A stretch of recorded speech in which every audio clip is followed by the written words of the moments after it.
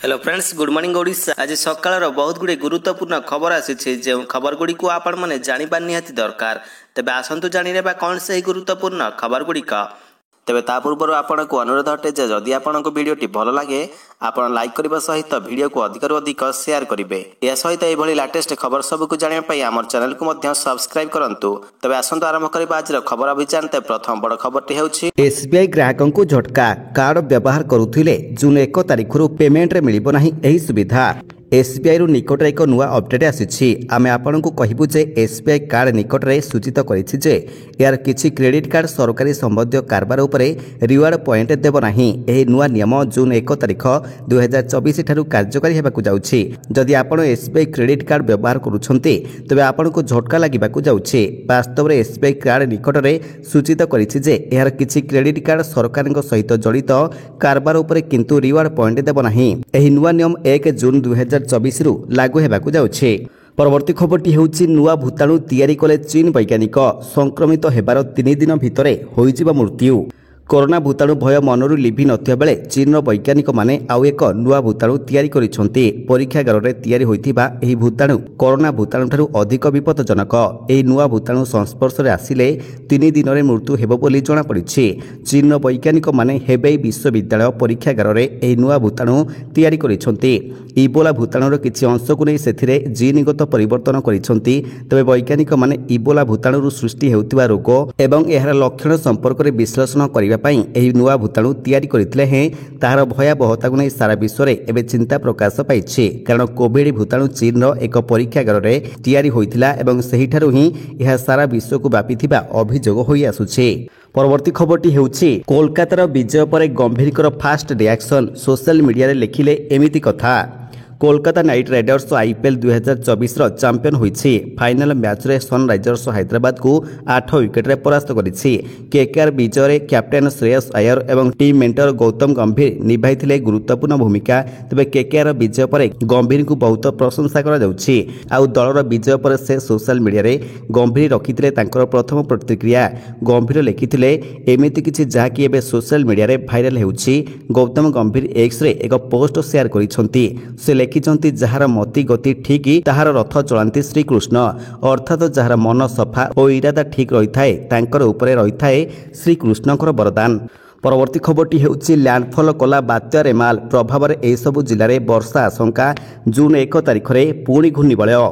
रविवार बंगोपसागर रे आसीथिबा भीषण सामुद्रिक बात्या रेमाल पश्चिम बंगर सागर द्वीप और बांग्लादेशर खेपुपड़ा मध्यवर्ती उपकूल रे लैंडफॉल करिछि। राति 8:30 मिनिट रे लैंडफॉल प्रक्रिया आरंभ होइतिला। प्राय 4 घंटा धरि अर्थात राति 12:30 पर्यंत उपकूल रे यह तांडव सृष्टि करिथिला। तबे लैंडफॉल समय पवनर बेग घंटा प्रति 90 किलोमीटर रहिथिला। परवर्ती समय पवनर बेग घंटा प्रति 110 रु 120 और स्थल विशेष रे 135 रहिथिला। फल उपकूल रे व्यापक क्षयक्षति घटिछि। तबे सोमवार 4टी जिल्ला रे स्वल्परु मध्यम धरण वर्षा होई पारे बोली पाणीपाग विभाग पूर्वानुमान करिछि। बालेश्वर, केन्दुझर, मयूरभंज और भद्रक रे स्वल्परु मध्यम धरणर वर्षा हेबो। बात्या प्रभाव रे उत्तर ओडिसा रे प्रबल वर्षा होइछि। परवर्ती खबरटी हेउछि प्रथम भारतीय भाबरे एशियन चैंपियनशिप रे स्वर्ण पदक हासिल कले जिम्नास्ट दीपा कर्मकर। इतिहास रचिले Dipa Karmakar. Star Indian gymnast Dipa Karmakar Asian gymnastic championship 2024 रे एक चमत्कार रेकर्ड हासिल करिसंती एवं एशिया चैंपियन होइथिबा प्रथम भारतीय जिम्नास्ट होइछंती। तबे कर्माकर महिला भाल्ट रे हाराहारी 13.566 स्कोर हासिल करिथिले। बाकुब आपराटेस विश्वकप 2024 रे महिला भाल्ट इवेंट रे दीपा कर्माकर चतुर्थ स्थान अधिकार करिसंती। 2024 मसिया रे एशिया जिम्नास्टिक चैंपियनशिप समय दीपा कर्माकर उज्जवल रेकर्ड हासिल करिथिले। परवर्ती खबरटी हेउछि आसिला खुशी खबर। रेलबाई रे 1010टी पदवी पाई बाहरिला नियुक्ति। जानतु कोन रहिछि योग्यता। सरकारी चाकरी खंडे पाइबा पाई हजार हजार युवपीढ़ी अपेक्षा करि रहिछंती। तबे 1000 रु अधिक पदवी रे नियुक्ति सुजोग नै विज्ञप्ति प्रकाश पाइछि। भारतीय रेलर एही वैकेंसी विभिन्न ट्रेड पाई बोली जानिबाकू मिलिछि। एहा द्वारा मोट 1010टी अप्रेंटिसशिप पदरे नियुक्ति प्रदान करा जिवो। मे 22 तारिख रु एथि पाई रजिस्ट्रेशन आरंभ हेबाकू रहिता बेले आवेदन पाई इच्छुक प्रार्थी मानकू ଆହ୍ୱାନ କରିଛି ଇଣ୍ଡିଆନ୍ ରେଲୱେ। ତେବେ ଇଚ୍ଛୁକ ପ୍ରାର୍ଥୀ ଏଥିପାଇଁ କେବଳ ଅନଲାଇନରେ ଆବେଦନ କରିପାରିବେ। ଏଥିପାଇଁ ଇଣ୍ଟିଗ୍ରାଲ କୋଚ୍ ଫ୍ୟାକ୍ଟ୍ରି ଚେନ୍ନାଇର ଅଫିସିଆଲ ୱେବସାଇଟ୍ pb.icf.gov.in କୁ ଯାଆନ୍ତୁ। ଏହି ବିଜ୍ଞପ୍ତିରେ carpenter, electrician, fitter, painter, machinist, welder, MLT pathology, MLT radiology, programming and system administration assistant ଇତ୍ୟାଦି ବିଭିନ୍ନ ପଦବୀ ପୂରଣ ହେବ। ପରବର୍ତ୍ତୀ ଖବରଟି ହେଉଛି ନିଜର ବୀମା କମ୍ପାନୀକୁ ବନ୍ଦ କରିବ ପେଟିଏମ୍। IRDAIରୁ ଫେରାଇ ନେଲା ଆପ୍ଲିକେସନ୍। ଫିନଟେକ୍ ଫର୍ମ ପେଟିଏମ୍ ନିଜର ବୀମା କମ୍ପାନୀ କରିବାର ସ୍ୱପ୍ନକୁ ଶେଷ କରିଛି। ଏହା ସହିତ ପେଟିଏମ୍ ଜେନେରାଲ ଇନ୍ସୁରାନ୍ସ ଲିମିଟେଡ୍ ସମାପ୍ତ ହୋଇଛି। ପେଟିଏମ୍ ଇନ୍ସୁରାନ୍ସ ସେକ୍ଟରରେ ରେଗୁଲେଟର ଇରେଡାକୁ ଦେଇଥିବା ଆପ୍ଲିକେସନକୁ ପୁନଃ ଫେରାଇ ନେଇଛି।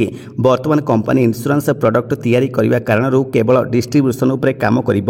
ତେବେ ନୋଏଡାସ୍ଥିତ ପେଟିଏମ୍ କହିଛି ଯେ ବର୍ତ୍ତମାନ ଏହା ପ୍ରାଇଭେଟ୍ ବୀମା କମ୍ପାନୀ ପେଟିଏମ୍ ଜେନେରାଲ ଇନ୍ସୁରାନ୍ସ ଚଳାଇବ ନାହିଁ। ଏହି ବିଷୟରେ ଆମେ ଇରାଡାକୁ ସୂଚାଇ ଦେଇଛୁ। ପେଟିଏମ୍ର ପ୍ୟାରେଣ୍ଟ କମ୍ପାନୀ 197 କମ୍ୟୁନିକେସନର ସବସିଡାରୀ ପେଟିଏମ୍ ଜେନେରାଲ ଇନ୍ସୁରାନ୍ସ ବର୍ତ୍ତମାନ ଇନ୍ସୁରାନ୍ସ ଡିଷ୍ଟ୍ରିବ୍ୟୁସନ ଉପରେ ଫୋକସ୍ କରିବ। ପରବର୍ତ୍ତୀ ଖବରଟି ହେଉଛି 250 ଟଙ୍କାରୁ କମ୍ ଷ୍ଟକ୍ ପାଇଁ 1 ପଇସା ମୂଲ୍ୟର ଆସିବ ଟିକ୍। NSEର ଗୁରୁତ୍ୱପୂର୍ଣ୍ଣ ଘୋଷଣା। ନ୍ୟାସନାଲ ଷ୍ଟକ୍ ଏକ୍ସଚେଞ୍ଜ ବା NSE ଏହାର ଟ୍ରେଡିଂ ପାରାମିଟର ଏକ ଗୁରୁତ୍ୱପୂର୍ଣ୍ଣ ପରିବର୍ତ୍ତନ ଘୋଷଣା କରିଛି, ଯାହାକି ଜୁନ୍ 10, 2024 ଠାରୁ କାର୍ଯ୍ୟକାରୀ ହେବ। NSE ପ୍ରତି ସେୟାର 250 ଟଙ୍କାରୁ କମ୍ ରହିଥିବା ସମସ୍ତ ଷ୍ଟକ୍ ପାଇଁ 1 ପଇସା ମୂଲ୍ୟର ଟିକ୍ ଆଣିବ। ସମ୍ପ୍ରତି ଏହି ଷ୍ଟକ୍ ଗୁଡ଼ିକ ପାଇଁ ସର୍ବନିମ୍ନ ଟିକ୍ ଆକାର 5 ପଇସା ରହିଥିବା ବେଳେ ଏହା 1 ପଇସାକୁ ହ୍ରାସ ପାଇବ। ଏହି ନିଷ୍ପତ୍ତି କ୍ରମେ ମେ 24, 2024ରେ ନିଆଯାଇଛି ଏବଂ ବଜାରରେ ମୂଲ୍ୟ ଉନ୍ନତ କରିବା ପାଇଁ ଏହା ଏକ ରଣନୀତିକ ପଦକ୍ଷେପ ବୋଲି କୁହାଯାଉଛି। ତେବେ 1 ଟିକ୍ ଆକାର ହେଉଛି କ୍ରମାଗତ 2ଟି ବିଡ୍ ବା କ୍ରୟ ଏବଂ ଅଫର ବା ବିକ୍ରୟ ମୂଲ୍ୟ ମଧ୍ୟରେ ସର୍ବନିମ୍ନ ମୂଲ୍ୟ ବୃଦ୍ଧି ଏବଂ 1 ଛୋଟ ଟିକ୍ ଆକାର ସୂକ୍ଷ୍ମ ମୂଲ୍ୟ ସଂଶୋଧନ ଏବଂ ସମ୍ଭାବ୍ୟ ଅଧିକ ସଠିକ୍ ମୂଲ୍ୟ ଧାର୍ଯ୍ୟ ପାଇଁ ଅନୁମତି ଦେଇଥାଏ। ପରବର୍ତ୍ତୀ ଖବରଟି ହେଉଛି ଯୁକ୍ତ 2 ପୁନଃ ମୂଲ୍ୟାଙ୍କନ ପାଇଁ ଏହି ତାରିଖରେ ବାହାରିବ ବିଜ୍ଞପ୍ତି। ଯୁକ୍ତ 2 ପରୀକ୍ଷାଫଳ ପ୍ରକାଶ ପାଇବା ପରେ ଉତ୍ତର ଖାତାର ପୁନଃ ମୂଲ୍ୟାଙ୍କନ ପାଇଁ ଆସନ୍ତା ଜୁନ୍ 1 ସୁଦ୍ଧା ବିଜ୍ଞପ୍ତି ପ୍ରକାଶ ପାଇବ ବୋଲି ଉଚ୍ଚ ମାଧ୍ୟମିକ ଶିକ୍ଷା ପରିଷଦ ପକ୍ଷରୁ କୁହାଯାଇଛି।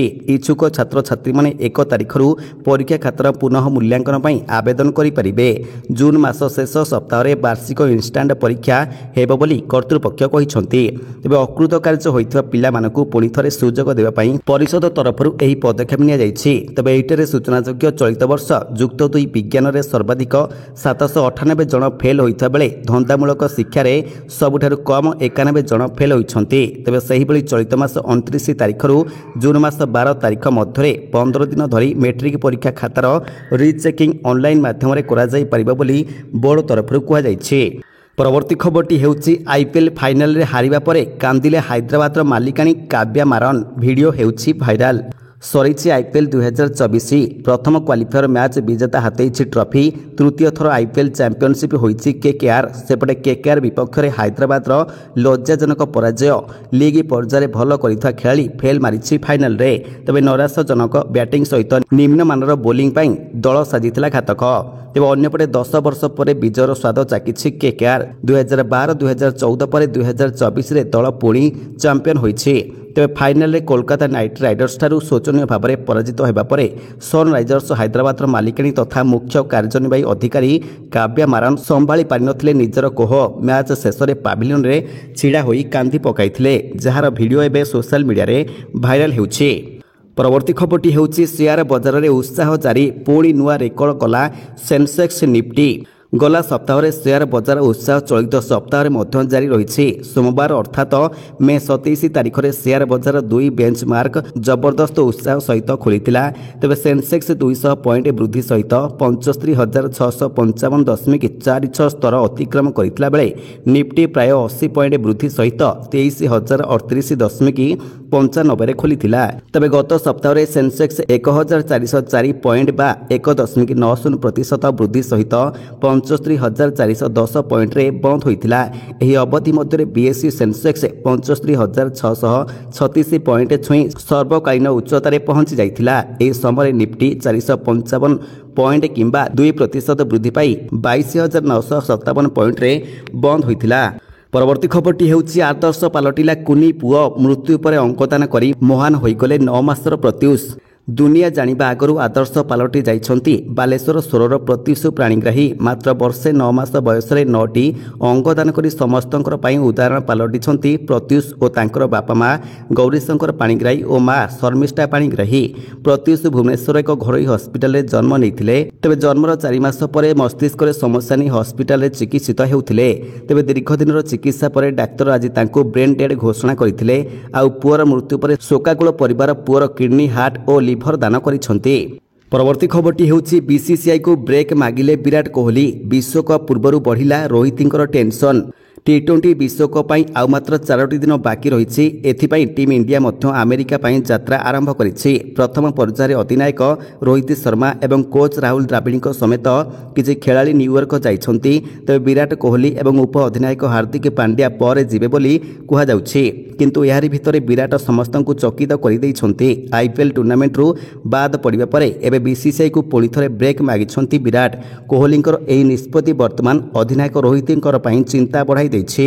ପରବର୍ତ୍ତୀ ଖବରଟି ହେଉଛି କେଉଁଠି 50 ପାର ତ କେଉଁଠି 48 ଡିଗ୍ରୀ ତାପମାତ୍ରା, ଅଂଶୁଘାତ ନେଲାଣି 60 ଜୀବନ। ଦେଶରେ ଅନେକ ରାଜ୍ୟରେ ଏବେ ପ୍ରବଳ ଗ୍ରୀଷ୍ମ ପ୍ରବାହ ଜାରି ରହିଛି। ଗଣମାଧ୍ୟମ ରିପୋର୍ଟ ମୁତାବକ ରାଜଧାନୀ ଦିଲ୍ଲୀର ଅନେକ ଅଞ୍ଚଳରେ ତାପମାତ୍ରା 48 ଡିଗ୍ରୀ ପାର କରିଛି। ସୋମବାର ଦିନ ପାଣିପାଗ ଏନେଇ ରେଡ୍ ଆଲର୍ଟ ଜାରି କରିଛି। କେନ୍ଦ୍ରୀୟ ସ୍ୱାସ୍ଥ୍ୟ ଓ ପରିବାର କଲ୍ୟାଣ ମନ୍ତ୍ରାଳୟ ତରଫରୁ national centre of disease control ଦ୍ୱାରା ଜାରି କରାଯାଇଥିବା ରିପୋର୍ଟ ମୁତାବକ ମାର୍ଚ୍ଚ 1ରୁ ଏପର୍ଯ୍ୟନ୍ତ ଦେଶରେ 16,000ରୁ ଅଧିକ ଲୋକ ଅଂଶୁଘାତରେ ଶିକାର ହୋଇଛନ୍ତି।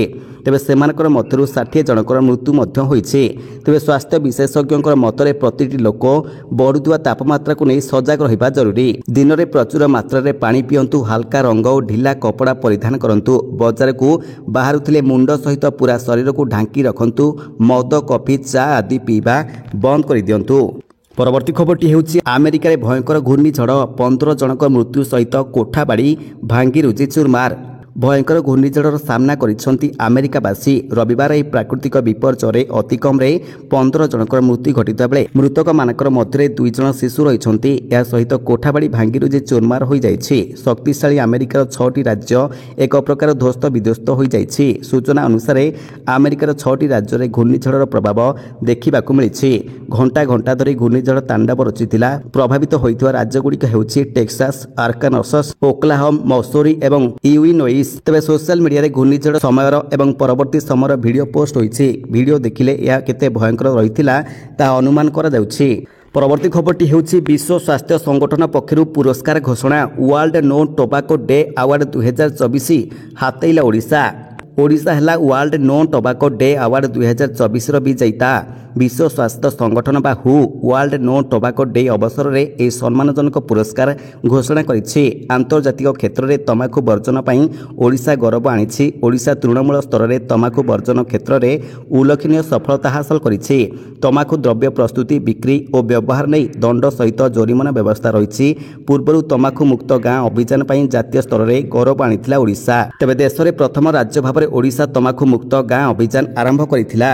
ପରବର୍ତ୍ତୀ ଖବରଟି ହେଉଛି ବ୍ଲକ ହେବ ଫେକ୍ ବିଦେଶୀ କଲ୍, ଟେଲିକମ କମ୍ପାନୀକୁ ସରକାରଙ୍କ କାର୍ଯ୍ୟାନୁଷ୍ଠାନ ନିର୍ଦ୍ଦେଶ। ବିଦେଶୀ ଫେକ୍ କଲ୍ ଦ୍ୱାରା ହଇରାଣ ହେଉଛନ୍ତି ଲୋକେ। ଟେଲିକମ ୟୁଜରମାନଙ୍କୁ ଠକେଇ କରିବା ଲକ୍ଷ୍ୟରେ ଏଭଳି କଲ୍ ବାରମ୍ବାର ଆସୁଛି। ଏଭଳି କଲ୍ ଉପରେ ସରକାର କାର୍ଯ୍ୟାନୁଷ୍ଠାନ ଗ୍ରହଣ କରିଛନ୍ତି। ଫେକ୍ କଲ୍ଗୁଡ଼ିକୁ ବ୍ଲକ୍ କରିବାକୁ ଟେଲିକମ କମ୍ପାନୀମାନଙ୍କୁ ସରକାର ନିର୍ଦ୍ଦେଶ ଦେଇଛନ୍ତି। ଭାରତୀୟ ଗ୍ରାହକମାନଙ୍କର ନିକଟରେ ଏଭଳି କଲ୍ ଯେଭଳି ନ ପହଞ୍ଚିବ ସେ ଉପରେ କାର୍ଯ୍ୟପନ୍ଥା ଗ୍ରହଣ କରିବାକୁ କମ୍ପାନୀକୁ କୁହାଯାଇଛି। ତେବେ ଏହି ଆଦେଶ ଅନୁଯାୟୀ କମ୍ପାନୀ ପ୍ରଥମେ ଫେକ୍ କଲ୍ର ଚିହ୍ନଟ କରିବେ, ଏହାକୁ ତ୍ୱରିତ ଭିତ୍ତିରେ ବ୍ଲକ୍ ମଧ୍ୟ କରିବେ। ଏହି କଲ୍ଗୁଡ଼ିକୁ ଚିହ୍ନଟ କରିବାକୁ ଏକ ସିଷ୍ଟମ ବିକଶିତ କରିବାକୁ ମଧ୍ୟ ଟେଲିକମ କମ୍ପାନୀମାନଙ୍କୁ ନିର୍ଦ୍ଦେଶ ଦିଆଯାଇଛି। ପରବର୍ତ୍ତୀ ଖବରଟି ହେଉଛି ଛାଡ଼ପତ୍ର ଚର୍ଚ୍ଚା ମଧ୍ୟରେ ପ୍ରଥମ କରି ଏଭଳି ପ୍ରତିକ୍ରିୟା ଦେଲେ ନତାଶା। ଭିଡ଼ିଓ ହେଉଛି ଭାଇରାଲ। ମୁମ୍ବାଇ ଇଣ୍ଡିଆନ୍ସର ଅଧିନାୟକ ହାର୍ଦ୍ଦିକ ପାଣ୍ଡ୍ୟା ଏବେ ଏକ ଖରାପ ପର୍ଯ୍ୟାୟ ଦେଇ ଗତି କରୁଛନ୍ତି। ପ୍ରଥମେ ତାଙ୍କର ଦଳର ଖରାପ ପ୍ରଦର୍ଶନ କରି ଆଇପିଏଲ୍ 2024ରୁ ବାହାରିବା ପରେ ବର୍ତ୍ତମାନ ତାଙ୍କର ବିବାହ ଭାଙ୍ଗିଯିବାକୁ ଯାଉଥିବା ଜଣାପଡ଼ିଛି। ତେବେ ଗଣମାଧ୍ୟମ ରିପୋର୍ଟ ଅନୁଯାୟୀ ପାଣ୍ଡ୍ୟା ଏବଂ ତାଙ୍କର ପତ୍ନୀ ନତାଶା ଷ୍ଟାନକୋଭିକ୍ ପରସ୍ପରକୁ ଛାଡ଼ପତ୍ର ଦେବାକୁ ଯାଉଛନ୍ତି। ତେବେ ଏହି ସମ୍ପର୍କରେ ଦୁହେଁ କୌଣସି ଆଧିକାରିକ ଘୋଷଣା କରିନଥିବା ବେଳେ ସୋସିଆଲ ମିଡ଼ିଆରୁ ଏହା ସ୍ପଷ୍ଟ ହୋଇଛି। ତେବେ ନତାଶା ନିଜ ନାମରୁ ପାଣ୍ଡ୍ୟା ହଟାଇବା ସହିତ ସ୍ୱାମୀଙ୍କ ସହିତ ସବୁ ଫଟୋ ହଟାଇ ଦେଇଛନ୍ତି। ଏହାକୁ ଦେଖିବା ପରେ ଦୁହିଁଙ୍କ ମଧ୍ୟରେ କିଛି ଠିକ୍ ନଥିବା ନେଇ ଚର୍ଚ୍ଚା ମଧ୍ୟ ଆରମ୍ଭ ହୋଇଛି। ପରବର୍ତ୍ତୀ ଖବରଟି ହେଉଛି ଆସନ୍ତାକାଲିଠାରୁ ଓଡ଼ିଶାରେ ବଦଳିବ ପାଗ। 3ରୁ 5 ଡିଗ୍ରୀ ପର୍ଯ୍ୟନ୍ତ ବଢ଼ିବ ଦିନର ତାପମାତ୍ରା। ଓଡ଼ିଶାରେ ମଙ୍ଗଳବାରଠାରୁ ପାଣିପାଗରେ ପରିବର୍ତ୍ତନ ଆସିବାର ସମ୍ଭାବନା ରହିଛି। ଆସନ୍ତା 3 ଦିନ ମଧ୍ୟରେ ଦିନର ତାପମାତ୍ରା 3 ରୁ 5 ଡିଗ୍ରୀ ପର୍ଯ୍ୟନ୍ତ ବଢ଼ିବ। ଏବେ ବାତ୍ୟା ରେମାଲର ପ୍ରଭାବରେ ରାଜ୍ୟର କିଛି ସ୍ଥାନରେ ବର୍ଷା ହେବା ସହିତ ପାଗ ମେଘୁଆ ରହିଛି। ଏନେଇ ଭୁବନେଶ୍ୱରସ୍ଥିତ ଆଞ୍ଚଳିକ ପାଣିପାଗ କେନ୍ଦ୍ର ପକ୍ଷରୁ ସୂଚନା ଦିଆଯାଇଛି। ତେବେ ପାଣିପାଗ କେନ୍ଦ୍ରର ସୂଚନା ଅନୁସାରେ ଆଗକୁ ମୌସୁମୀ ଆସୁଥିବାରୁ ରାଜ୍ୟରେ ହିଟ୍ ୱେଭ୍ ସ୍ଥିତି ଦେଖାଯିବାର ସମ୍ଭାବନା ନାହିଁ। ତେବେ କିଛି କିଛି ସ୍ଥାନରେ ବିଜୁଳି ଘଡ଼ଘଡ଼ି ସହିତ ବର୍ଷା ହେବା ନେଇ ଆକଳନ କରାଯାଉଛି। ପରବର୍ତ୍ତୀ ଖବରଟି ହେଉଛି ଆଗାମୀ 5 ଦିନ ଭିତରେ କେରଳ ଛୁଇଁପାରେ ମୌସୁମୀ। ଏଥର ଶୀଘ୍ର ଆସିବ ମୌସୁମୀ। ଆଗାମୀ 5 ଦିନ ଭିତରେ କେରଳ ଛୁଇଁପାରେ ମୌସୁମୀ। ଏନେଇ ସୂଚନା ଦେଇଛି ଭାରତୀୟ ପାଣିପାଗ ସଂସ୍ଥା। ମୌସୁମୀ କେରଳ ଛୁଇଁବା ନେଇ ପାଗ ଅନୁକୂଳ ରହିଛି। 5 ଦିନ ଭିତରେ ଏହା କେରଳ ଛୁଇଁବ ବୋଲି ଆଶା କରାଯାଉଛି। ତେବେ ଆସନ୍ତାକାଲିଠାରୁ ବଢ଼ିବ ପାରଦ। 2 ରୁ 3 ଡିଗ୍ରୀ ପର୍ଯ୍ୟନ୍ତ ତାପମାତ୍ରା ବୃଦ୍ଧି ପାଇବା ନେଇ ଆକଳନ କରିଛି ଆଞ୍ଚଳିକ ପାଣିପାଗ କେନ୍ଦ୍ର। ତେବେ ଏହିଭଳି ଲାଟେଷ୍ଟ ଖବର ସବୁକୁ ଆପଣ ଜାଣିବା ପାଇଁ ଆମର ଚ୍ୟାନେଲକୁ ସବସ୍କ୍ରାଇବ୍ କରିବା ସହିତ ଭିଡ଼ିଓକୁ ଅଧିକରୁ ଅଧିକ ସେୟାର କରନ୍ତୁ। ଧନ୍ୟବାଦ।